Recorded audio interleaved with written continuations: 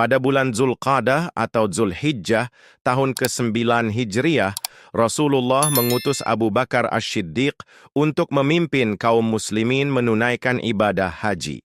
Namun, pada saat itu turunlah awal surah At-Taubah yang menggugurkan berbagai perjanjian lama antara kaum muslimin dengan orang-orang musyrik. Karena itu, Rasulullah juga mengutus Ali bin Abi Thalib untuk menyampaikan ketentuan baru sesuai wahyu yang diturunkan. Di tengah perjalanan, keduanya pun bertemu. Abu Bakar menatap Ali dengan penuh hormat lalu bertanya, "Apakah engkau yang menjadi pemimpin rombongan, ataukah engkau yang dipimpin?" Ali menjawab dengan tegas namun penuh adab, "Bukan aku pemimpin, melainkan akulah yang dipimpin." Maka keduanya melanjutkan perjalanan bersama. Abu Bakar tetap memimpin rombongan haji, sementara Ali membawa mandat khusus dari Rasulullah. Tibalah hari-hari haji. Abu Bakar memimpin jamaah menunaikan manasik, sedangkan Ali naik berdiri di dekat Jumrah, lalu menyerukan pengumuman sebagaimana diperintahkan Rasulullah. Dengan suara lantang ia menyeru, "Wahai manusia! Setiap perjanjian dengan kaum muslimin kini telah digugurkan. Kalian diberi tenggang waktu selama 4 bulan. Setelah itu tidak ada lagi perjanjian yang mengikat. Dan mulai tahun ini, tidak boleh ada orang musyrik menunaikan haji, serta tidak boleh seorang pun thawaf di Ka'bah dalam keadaan telanjang." Suara Ali bergema di Mina, menembus kerumunan jamaah dari berbagai penjuru Arab. Para sahabat yang diutus Abu Bakar pun menyebarkan pengumuman yang sama di seluruh tempat manasik. Itulah titik balik besar dalam sejarah Jazirah Arab. Tahun itu menandai berakhirnya tradisi jahiliyah, runtuhnya paganisme, dan tegaknya kemurnian ibadah di Baitullah. Sejak saat itu, Ka'bah hanya menjadi pusat ibadah bagi kaum muslimin semata. Tuntaslah sudah perjalanan panjang dakwah Rasulullah. Risalah telah disampaikan, masyarakat baru telah terbentuk atas dasar tauhid dan berhala-berhala telah dihancurkan. Namun, dalam hati beliau seakan ada bisikan halus, waktu beliau di dunia sudah hampir sampai di ujungnya. Hal itu tampak ketika Rasulullah mengutus Mu'adz bin Jabal ke Yaman pada tahun 10 Hijriah. Dengan suara lembut namun penuh isyarat perpisahan, beliau bersabda, "Wahai Mu'adz, boleh jadi engkau tidak akan bertemu aku lagi setelah tahun ini. Boleh jadi engkau hanya akan melewati masjidku dan kuburanku." Mendengar itu, Mu'adz bin Jabal pun menangis terisak, khawatir akan berpisah dengan Rasulullah untuk selamanya. Kini, tibalah waktunya Allah memperlihatkan kepada nabinya buah dari dakwah yang diperjuangkan lebih dari 20 tahun. Kaum muslimin dari berbagai penjuru Arab berhimpun menuju Makkah, siap melaksanakan syariat Islam dan menegakkan hukum-hukumnya. Rasulullah pun mengumumkan niatnya untuk menunaikan haji. Maka manusia datang berbondong-bondong dari segala penjuru, ingin berhaji bersama beliau. Pada hari Sabtu, 4 hari menjelang berakhirnya bulan Zulqadah, beliau mulai berkemas, mandi, memakai minyak wangi, dan mengenakan mantel. Seusai sholat zuhur, beliau berangkat menuju Zulhulaifah dan bermalam di sana. Keesokan paginya Rasulullah bersabda, "Tadi malam aku didatangi utusan dari Rabbku. Ia berkata, 'Shalatlah di lembah yang penuh barakah ini dan katakanlah umrah beserta haji.'" Beliau lalu mandi untuk ihram.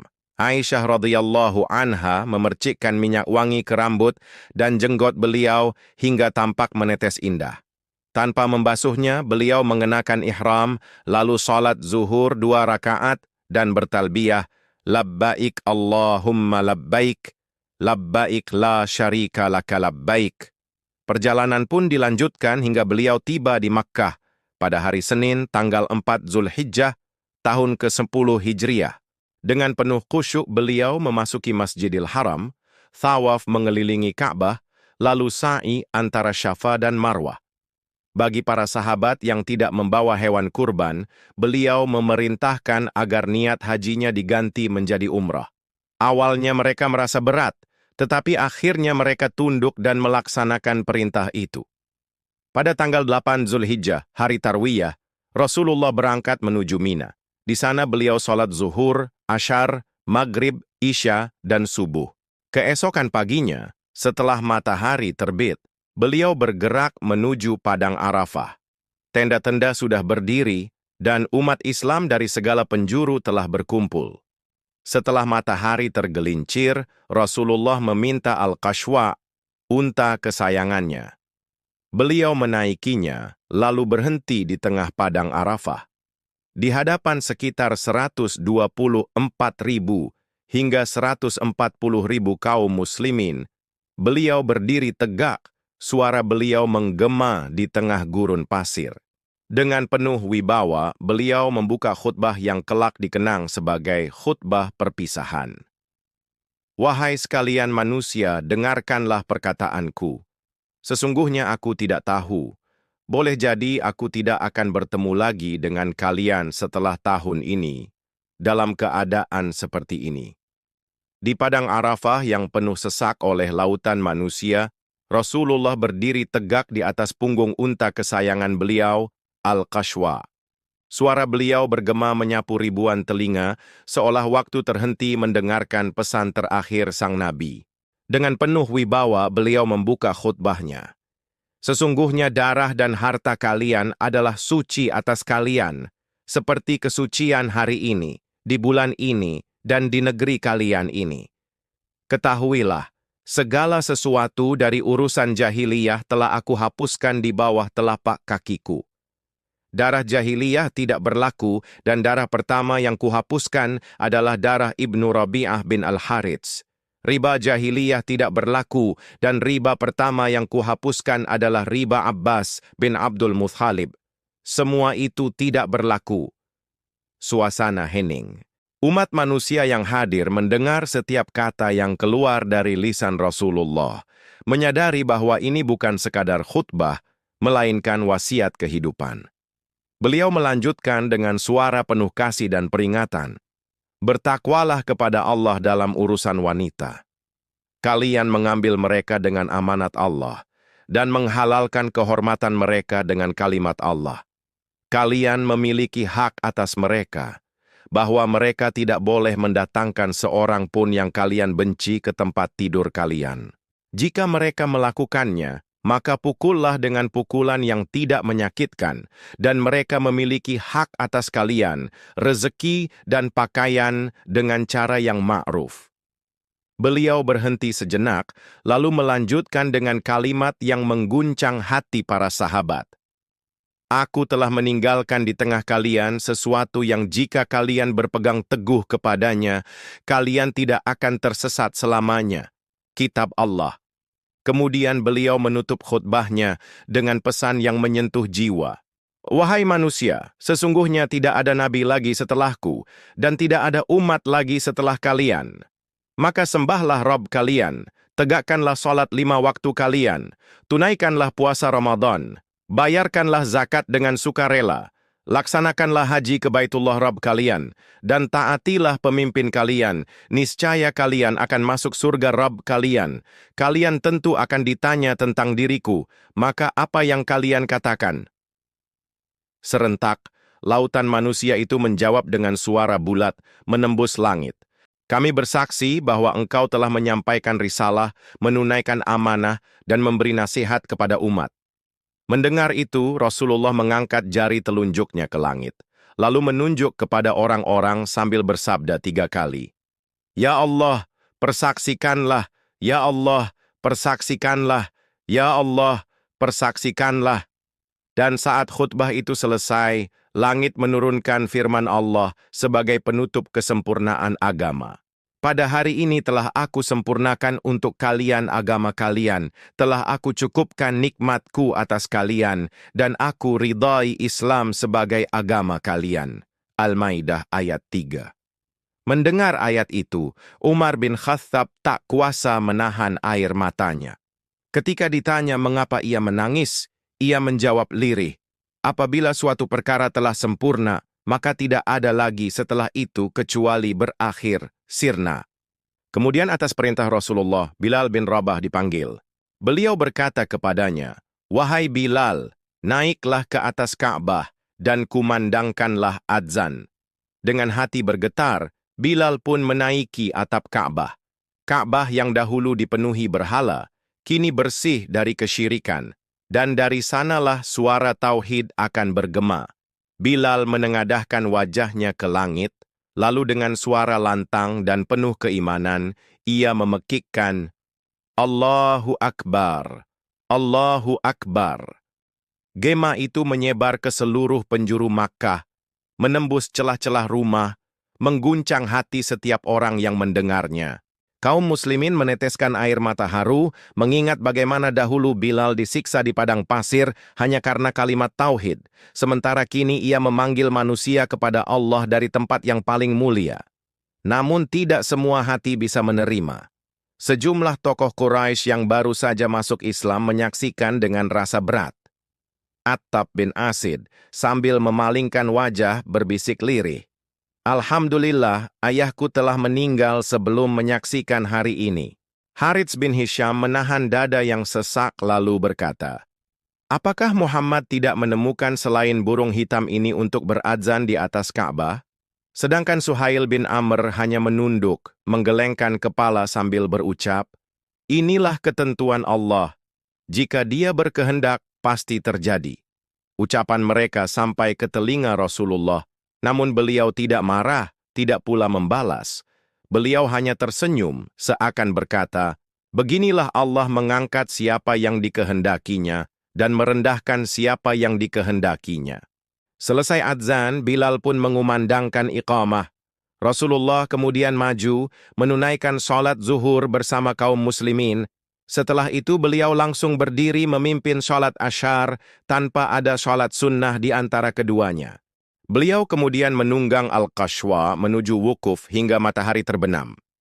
Malamnya, beliau bergerak ke Muzdalifah, melaksanakan sholat maghrib dan isya dengan 1 adzan dan 2 iqamah. Beliau beristirahat hingga fajar menyingsing, lalu melaksanakan sholat subuh dan berdiri di Al-Masyiaril Haram, berdoa dan bertakbir dengan penuh pengagungan. Dari Muzdalifah, Rasulullah menuju Mina. Di sana beliau melempar jumrah Aqabah dengan 7 batu kerikil sambil bertakbir di setiap lemparan. Setelah itu, beliau menyembelih kurban. Dengan tangan beliau sendiri, beliau menyembelih 63 ekor unta sejumlah tahun kehidupan beliau, dan sisanya 37 ekor disempurnakan oleh Ali bin Abu Thalib genap 100 ekor unta. Dagingnya diambil sebagian dimasak, lalu beliau makan dagingnya dan minum kuahnya. Akhirnya beliau kembali menunggang Al-Qashwa menuju Ka'bah, menutup ibadah haji itu dengan sholat zuhur di Makkah bersama umat yang hatinya penuh rasa haru. Itulah haji wada, haji perpisahan Nabi yang menjadi saksi sempurnanya agama Islam dan tegaknya risalah terakhir bagi umat manusia. Langit Mina dipenuhi gema takbir, doa, dan lantunan zikir. Di tengah jutaan jamaah haji yang berkumpul, Rasulullah berdiri dengan penuh wibawa, kembali menyampaikan khutbah terakhir beliau. Dengan suara lantang yang menembus hati para sahabat, beliau bersabda, "Wahai manusia, dengarkanlah perkataanku. Sesungguhnya aku tidak tahu apakah aku masih dapat bertemu dengan kalian setelah tahun ini, di tempat seperti ini." Suasana hening. Air mata menetes di pipi para sahabat yang sadar bahwa inilah tanda kepergian sang Nabi. Rasulullah melanjutkan menekankan pokok-pokok ajaran yang akan menjadi warisan agung bagi umat.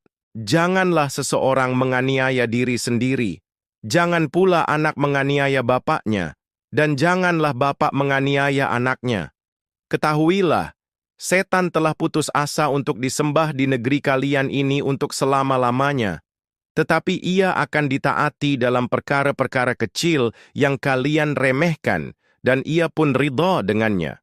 Sahabat-sahabat yang hadir serempak menjawab dengan penuh keyakinan, "Benar, wahai Rasulullah." Maka beliau mengangkat pandangan ke langit dan berkata, "Ya Allah, persaksikanlah. Hendaklah yang hadir menyampaikan kepada yang tidak hadir, Berapa banyak orang yang menyampaikan justru lebih memahami daripada yang mendengarkan. Hari-hari tasyrik di Mina dijalani Rasulullah dengan penuh keteladanan.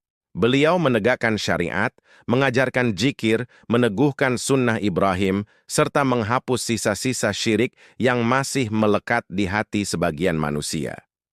Pada hari Ru'us, seorang wanita bernama Sira binti Nabhan meriwayatkan bahwa Rasulullah kembali menyampaikan khutbah. Bukankah hari ini adalah pertengahan hari-hari tasyrik? Pidato ini isinya sama dengan khutbah beliau pada hari kurban, disampaikan setelah turunnya surat An-Nashr, tanda jelas bahwa misi kenabian telah mencapai puncaknya. Kemudian pada nafar kedua, tanggal 13 Zulhijjah, Rasulullah meninggalkan Mina menuju perkampungan Bani Kinana. Di sana beliau salat zuhur, asyar, maghrib, dan isya, lalu beristirahat sejenak. Setelah itu beliau kembali ke Ka'bah menunaikan thawaf wada sebagai penutup ibadah hajinya. Beliau juga memerintahkan para sahabat, janganlah seorang pun meninggalkan Makkah hingga ia melakukan thawaf wada. Tanpa singgah lama, Rasulullah dan para sahabat segera berangkat kembali ke Madinah. Tidak ada henti, tidak ada istirahat panjang. Seakan-akan perjalanan ini semata-mata ditujukan hanya untuk Allah dan perjuangan di jalannya. Haji itu bukan hanya ibadah terakhir, melainkan juga wasiat abadi dari seorang Rasul yang membawa cahaya, laksana pedang India yang berkilau tajam, meninggalkan umat dengan warisan tauhid dan keadilan,